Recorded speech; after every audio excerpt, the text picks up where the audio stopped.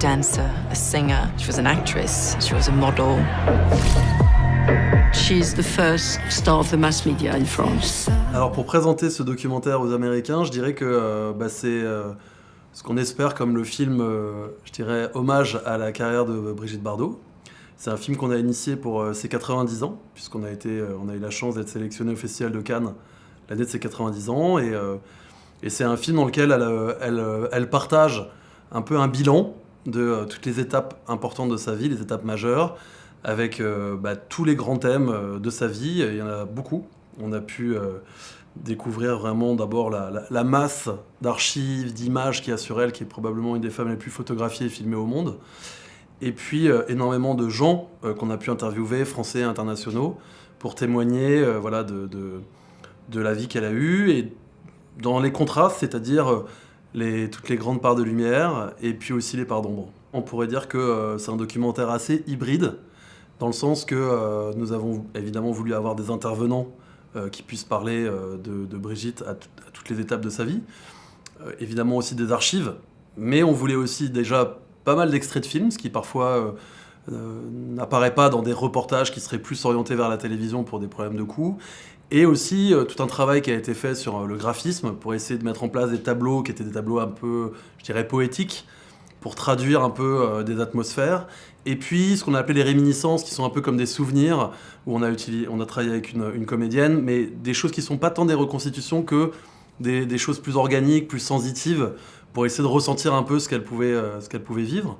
On a aussi travaillé sur la bande-son, en ayant un compositeur qui a fait une musique narrative, mais aussi pas mal de reprises avec des artistes contemporains qui ont repris donc des tubes qu'elle avait pu faire notamment avec Gainsbourg. Et en essayant d'avoir une modernité, parce qu'on essayait que dans les thèmes de tous les moments de sa vie, il puisse y avoir des échos avec notre époque actuelle, pour que ça puisse parler à un public néophyte qui n'a pas forcément une connaissance aiguë ni de la partie cinéphilique, ni de la connaissance de sa vie pour l'engagement de la cause animale. Donc on a essayé que le film puisse s'adresser vraiment au plus grand nombre. Bardot va devenir une sorte d'incarnation de la France.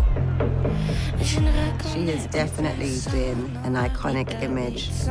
On l'a rencontrée à 2 occasions, c'était des interviews qui duraient entre 2h30 et 3h. Et c'est vrai que souvent, elle avait déjà beaucoup exprimé à travers des interviews passées, qu'on a d'ailleurs utilisées parfois, mais là, il y avait quand même cette possibilité de faire un bilan sur des choses, avec un recul, avec aussi même des choses très touchantes, très émouvantes qu'elle a pu nous partager.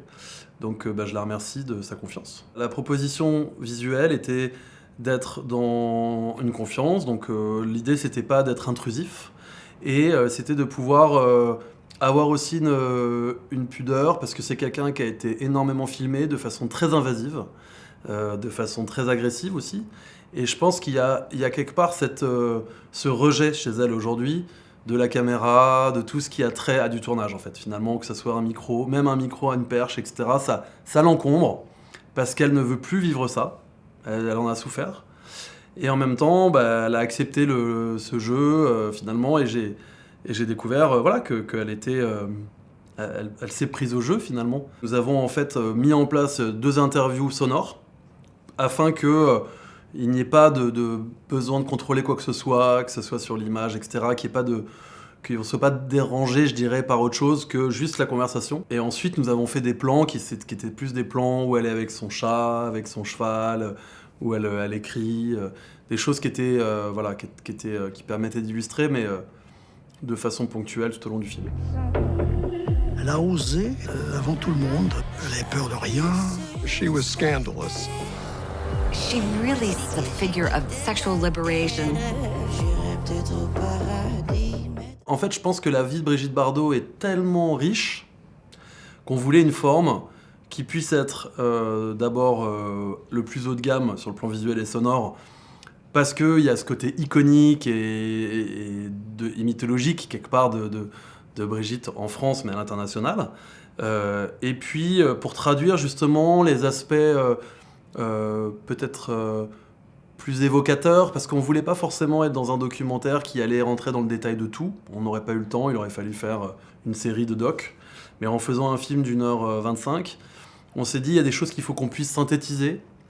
Et pour ça, il faut qu'on puisse trouver Voilà, des façons parfois de résumer en une image, et c'est là que le graphisme par exemple nous a aidés pour montrer parfois des atmosphères sur lesquelles on n'avait pas forcément d'images qui soient aussi impactantes, aussi parce qu'il y a des moments de sa vie qui sont des moments très intimes où il n'y a pas de traces forcément visuelles, et on voulait pas forcément être trop sur Brigitte et plus sur sa voix, parce que c'est une dame qui a son âge, et qu'on trouvait que on voulait aussi rester dans cette espèce d'icône qu'elle est devenue, mais aussi pouvoir aller vraiment dans l'intimité. Ça a été la première actrice mondialement connue à dire « je m'engage pour les animaux ». Ça a été la précurseur. Alors pour affronter un tel mythe qui est Brigitte Bardot, je dirais que on a attaqué de façon totalement inconsciente. Il se trouve que c'est le premier documentaire que je produis, et je ne savais pas dans quel Everest je vais m'engager, parce que c'est vrai que sur chaque thème, chaque fois qu'on ouvrait une armoire avec des archives, on se prenait des torrents d'archives sur chaque chose, qui étaient toutes passionnantes, toutes tellement riches qu'en fait il a fallu qu'on fasse un énorme travail de tri. Et puis on les a pas toutes gardées parce qu'on en a à un moment eu trop, mais on a fait beaucoup d'interviews aussi d'intervenants. Donc je dirais qu'on a travaillé de façon assez intuitive, pas vraiment méthodologique, ce qui n'est pas ma méthode habituelle, parce que venant de la fiction, j'ai plutôt l'expérience de storyboarder les choses, d'être très précis, parce que je viens d'une famille de musiciens classiques, donc on débarque pas sur une scène jouer un concerto sans s'être un peu préparé précisément. Et là, je dirais qu'on a fait les choses de façon beaucoup plus organique, parfois chaotique, mais en fait, quelque part, ça a servi aussi le projet.